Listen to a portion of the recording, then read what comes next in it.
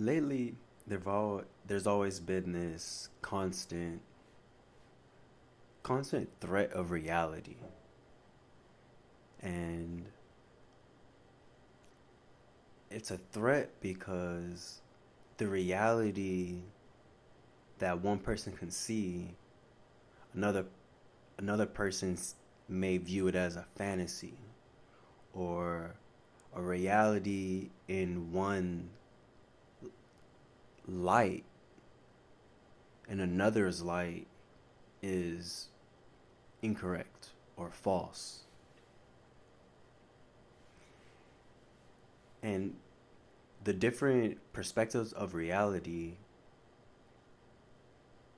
tend to warp our understanding of what's happening, whether it's in life, situations, experiences, just in general. And I think that leads to a certain type of personality response that a lot of people equate to being egotistical or having ego or having too much ego. And it's that our reality is based on our experiences within this life and what we pull from it and what we understand it. And someone else's reality is based off what they have experienced and what they've pulled from life. So when we talk about timelines and we talk about the future, what are we talking about? Are we talking about collective consciousness? Are we talking about collective consciousness of an egoic group? Are we talking about a collective consciousness of a small knit family? Are we talking about specifics upon specifics upon specifics? Because it seems like a lot of people enjoy talking about and listening, as do I, it's entertaining, as to the different natures of timelines and what's going to happen and what's not going to happen. But with the logical mind, we kind of have to weigh it against objective reality. There has to be one type of reality to where we can go to and pinpoint and all have an agreement of this point is reality. This 0 point reference is reality that we're pulling from and going back to. Well, not necessarily pulling from, but at least going back to. So if someone says, oh, in the next 100 years, aliens are going to come, okay, cool. Then another person says, in 100 years, aliens are going to come, but we're going to become telepathic. Okay, cool. But we have to have that 0 point reference to bounce that idea off of. Okay, why do you think aliens, let's say in 100 years, are going to come? Is it because of how you're experiencing life and that's what you believe? Or is there some type of evidence that's been stacking up within your mind and within your experience that you can point that someone else that's not seeing that reality can then start to see that reality? Because then, I don't know, it starts to become a little bit more of reality, right? So you got the other person, 100 years, aliens aren't going to come, but we're going to become telepathic. Okay, well, what's this 0 points reference that someone that doesn't believe that we're going to become telepathic in 100 years, what's a 0 point reference for them to start so they can go on that journey to see what you're seeing? And I say that to say there are so many degrees. There are degrees within degrees within degrees. We can't pinpoint what's going to happen and what's not going to happen. They're all potentials and possibilities of things that could happen, that will happen, and that would happen. And talking like that is very dense. So most people don't understand it. But it kind of worries me. The more dense you make something, the more simplification that you need. But when you're talking about very complex things, the simplification of what's already dense becomes more dense. It doesn't become simpler, it becomes dense. So when someone says something that sounds simple, that everyone can grasp onto, no matter what walk of life you come from, they say that simple thing, and the consciousness hearing it understands it within their experience. But aren't we doing a disservice to ourselves? Aren't we supposed to push the boundaries? Aren't we supposed to take what is simple, intellectualize it, complicate it, confuse ourselves, come back to a 0 point reference, and then ask ourselves, based on what I'm thinking, based on what I'm contemplating, can this be experienced? What part of reality is this? Is this my reality that I'm having in my mind? Is the reality of others that they're giving me this reality based on me listening to them? Or is this an actual reality that's playing out that I can point to specific things that are happening? So I say that second part to say the third part. Sometimes when I'm listening to people, I get kind of like angry at what they're saying. Even though they're not saying anything that's wrong, because what they're saying technically is right. Because anything that anyone says within their genuine, authentic nature is correct. There's no disputing that. Now, are they always in that genuine, authentic nature all the time, 24/7? Probably not. But like, really, who is? But that's okay because we're learning to get there. But ultimately, if that person is genuinely and generally authentic, okay, let's listen to what they have to say. But I find myself getting upset when I'm listening to them because it's like, are they talking about spirituality in a form that everyone can understand? Or are they talking that way because they want people to become spiritual? Or are they talking that way to be known?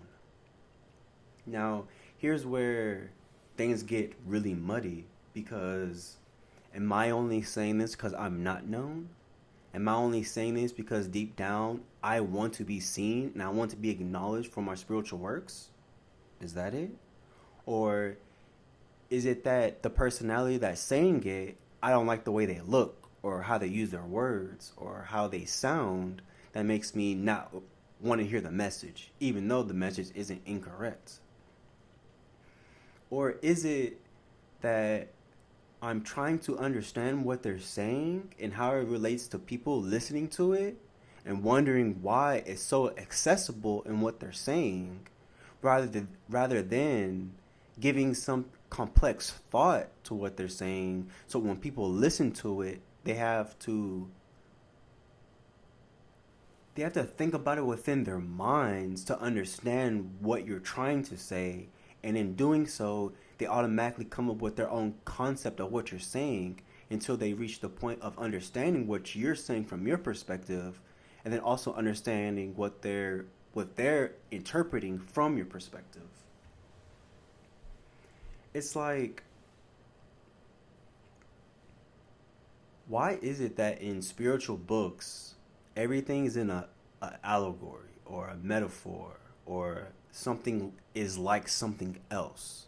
Why isn't anything straightforward? And through my dreams and understandings, I think right now my understanding is because if we made it so accessible for anyone, then people will mistake something for gold when it's not gold at all. It's fake. It's hollow. And that hollow nature seems to be rampant within the spiritual consciousness of the mainstream. And I ask myself, like, are we doing ourselves a disservice by doing this? Are are we actually spiritual people just because we say we're spiritual people? Are we spiritual people because we eat good? Are we spiritual people because we try to live in light and love? Are we spiritual people because we're trying to do better and evolve ourselves? Like, what actually makes us spiritual people? And I kind of like battle with this because I want to talk to people like on a genuine, authentic nature and actually get to know what they're saying. But even the most authentic people I'm hearing online don't really seem authentic. And I hate to say it like this because it really bothers me that I think like this. And I always try to like reflect upon why I'm feeling like this. Maybe I'm not where I want to be in life. Maybe there's a whole bunch of factors that play into me being having negative thoughts towards it. And one of those negative thoughts I've always had is someone that's always happy. It's kind of strange to me. It's like it's a very strange thing. Like I understand that it's the internet. It's not completely reality, but shouldn't spiritual content be reality? Because I mean, spirituality is the totality of reality. So there should be a reality portion of spirituality to where it includes the negative spaces, right? And the combative spaces and the aggressive spaces, because all of those aggressive nature, dark side, the devil, Satan, violence, debates, all these things are still a part of spiritual nature. They're not separate from God. Like they're not separate from the eternal. They're one with the eternal. And they're balanced within the eternal scheme. So when we talk about the light and we talk about God, what are we talking about? Are we talking about the positive aspects to make us better? Because anybody that has a hint of spirituality or a hint of invisible nature that they witnessed or experienced knows that most spiritual experiences come from trauma. And that dark nature, we use that as a tool in order to become more in the light. But when we're in the light, it seems like we want to stay in the light. But that's not the purpose of light. The purpose of light is to go into darkness. That's why it's labeled as light. And the purpose of darkness is to go into light. That's why it's darkness. Darkness takes in light. Light pushes out darkness. They're one and the same. They're the seesaw effect. So I say those four things to say this. I think when people talk about light and darkness, I think they're thinking about it in concepts of ultimately good and evil. And there are some higher intellectual pursuits that I hear that are like, well, darkness is not inherently evil because darkness is the womb of all things. It's the nothingness, which is very, very correct. But when people keep talking about the light this and positivity that and the light this and positivity that, you're not helping people grow with positivity. No one grows with positivity only. Like that's not a healthy thing. If everything was always positive, if everything was always light, then all we would do is spoil ourselves, which I'm guilty of. I spoil myself all the time in things I should not spoil myself in. Like taking extra long breaks or playing the game for a time where I don't need to play the game or procrastinating on something that I actually need to do to actually do something that I want to do for those dopamine hits. So I get it. But we also have to challenge ourselves to be like, hey, okay, bro, like, you're not supposed to be doing that right now. Go ahead and do it because you're going to do it anyway, but you're not supposed to be doing that. And like kind of chastise yourself, you know what I'm saying? Like, get into the mode of using that dark energy that says don't do this or don't do that or do this or do this or do that. Use that darkness to fill in the light, and use the light to fill in the darkness, and learn how to balance yourself out. Once we balance ourselves out and we can see the darkness for what it is, and we can see the light for what it is, we can learn to live within the two and learn how to turn on the darkness when we need it and turn on the light when we need it in order for them to equally balance themselves out. I feel like a lot of people in the spiritual community that I'm hearing, they're living very privileged lives. And maybe I'm saying that because my life isn't as privileged as theirs, and I'm jealous. Maybe that's why I'm saying this. That's a valid criticism. But why are we listening to people other than it being entertaining? Why are we listening to people with positive messages only? That doesn't seem like a very good thing. And they're not really saying anything really enlightening. They're not really saying anything that's really special. For most of these people that are speaking, you can go open any spiritual book and they'll tell you that. Like, what are they saying?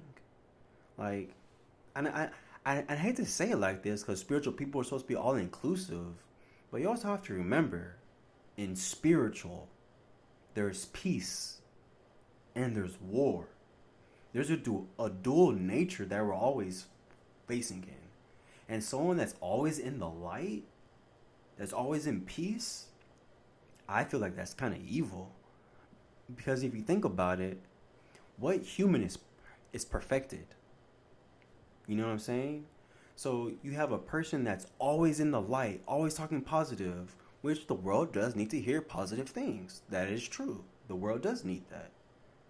But most likely, spiritual people don't need positive things because that's what they have God for, the eternal. And if anything, they need to hear negative things, or they need to hear spiritual science of how to do something or how to come up with a conclusion of mental calculus of thought in order to get to that conclusion and see how that could be true or false within their own paradigm. But then again, maybe I'm jealous because I'm not famous. Maybe I'm jealous because people aren't giving me praises and doing all of these things that will make people feel good. And which is the reason why I don't show my face, because to be honest, that scares me. I don't know how I would react to people knowing who I am with what I'm saying on a positive or negative scale. Like, either way, that kind of scares me because I don't want to become someone making money off spirituality and living a life good on spirituality and lose myself within spirituality. And not lose myself in the sense of, oh, I'm free and I surrender, but lose myself in the sense of, I've made these spiritual principles so physical that now I'm trapped in this physicality, this physical spirituality, and I can't escape it, because if I try to escape it, it'll paint a dark light upon my spirituality, and my spirituality wouldn't be looked at or something to follow, which ultimately, that's what we're doing, right? When we're communicating spiritual principles, we're trying to get someone to follow us, right? Ultimately, that's what we're doing. I mean, no matter how you want to put it, I'm talking to you because I want you to follow my thought process so you can understand my thought process. And you understanding my thought process, you can start having your mind opened up to thought process of like that of your own. I want you to follow my thought process. And I hate saying it like that, like I'm putting a spell on you, but that's what's happening. And I feel like so many people are getting taken advantage of because there's this microwave spirituality where it's like, breathe in, breathe out, everything's okay. But no, breathe in, breathe out, everything's still fucked up. And that's okay. But how can we use this fucked up nature? How can we see the perfection in it? Once we see the perfection in it, that'll help us with our light. That'll help us overcome the things we need to overcome. And the last thing, don't get me wrong, I am not perfect. Like, for real, for real. Like, I fuck up on a lot of things. I procrastinate on a lot of things. I'm so smart that I'm dumb with a lot of things. But one thing I really truly believe in is the eternal. I believe in the eternal. I know the eternal. It is real and it exists. But if we keep listening to people and being run by people that give us microwave spirituality, we're not going to reach the pinnacles of what we can in a lifetime.